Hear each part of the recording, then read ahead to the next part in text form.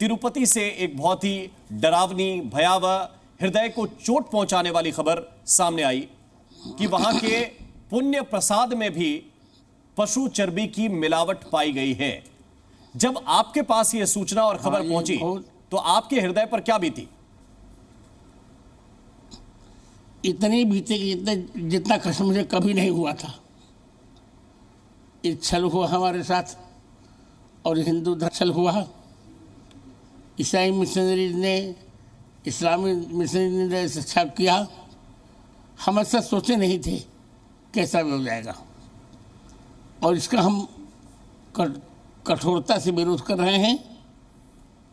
और अब हम तो सरकार से कहेंगे जी, इसकी वैज्ञानिक जांच कराई जाए और जिन्होंने दंड की है उन्हें दंड दिया जाए, और अब प्रत्येक प्रसाद का परीक्षण करा करके ही भगवान को नैवेद्य किया जाए। जी गुरुजी, भगवान को प्रसाद अर्पित करने की तो बात है ही, लेकिन जैसे आप हैं, आप जैसे सात्विक जो लोग हैं, जो करोड़ों हिंदू धर्मावलंबी हैं, जो जीवन भर ये संकल्प लेकर चलते हैं कि ना तो लहसुन खाएंगे ना प्याज खाएंगे, ये भी प्रतिबंधित है उनके जीवन में। उनको कोई कह दे कि आपको चर्बी मिला हुआ तेल घी से हमने प्रसाद खिला दिया, ये क्या सामान्य मिलावट और सामान्य अपराधों में रखा जाना चाहिए? और राम मोहन जी, आज मेरे साथ वही बीत रही है जो 1957 में मंगल पांडे के साथ बीती थी। मंगल पांडे ने विरोध क्यों किया था?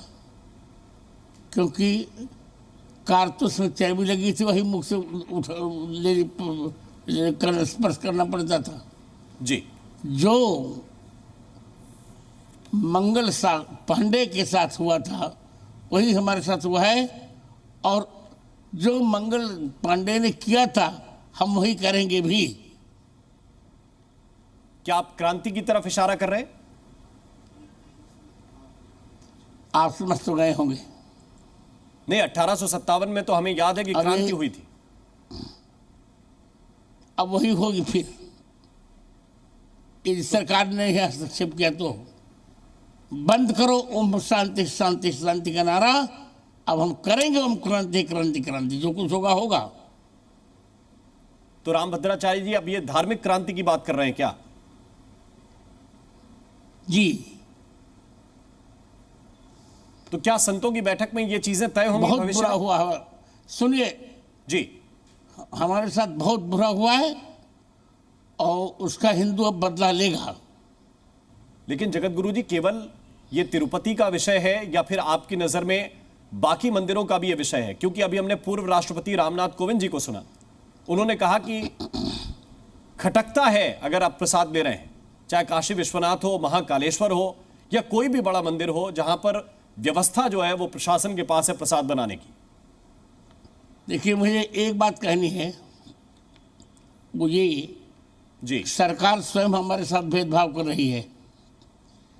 चर्चों का तो अधिग्रहण नहीं हुआ, मस्जिदों का अधिग्रहण नहीं हुआ, हिंदू मंदिरों का ही अधिग्रहण क्यों?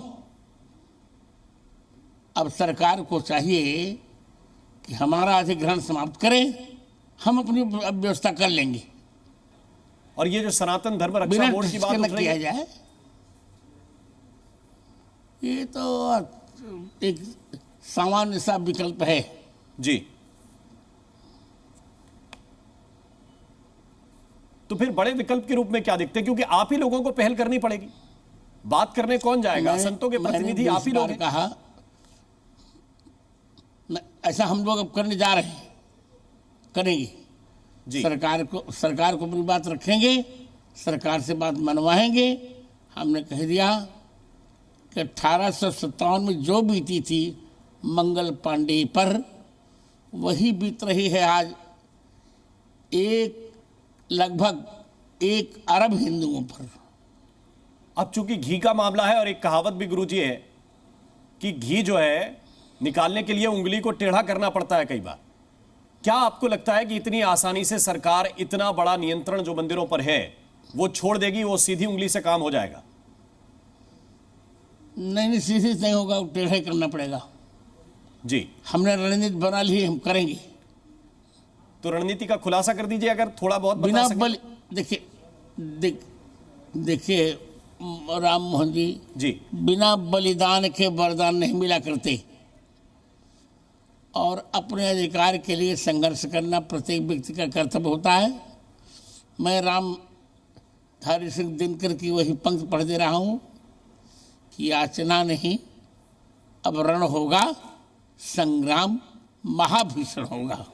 जी, तो आप बलिदान की तरफ जाने की बात कर रहे हैं। संतों ने पहले भी प्रदर्शन किए हैं। निश्चित,